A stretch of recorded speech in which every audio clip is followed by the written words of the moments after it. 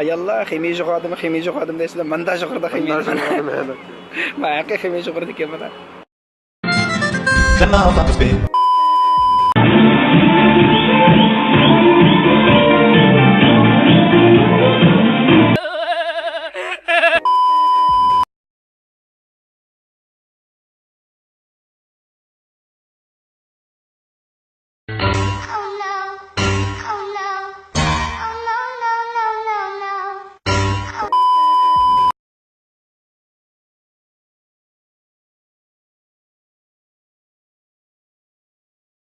¿Y qué opina usted? ¿Qué opina usted?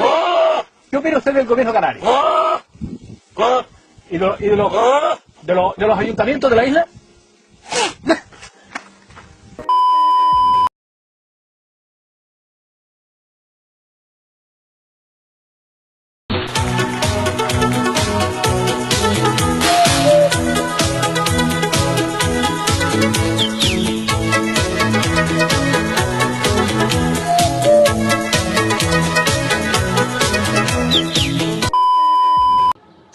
Ya qara, jo'ron qilib chiqdim deyna azim.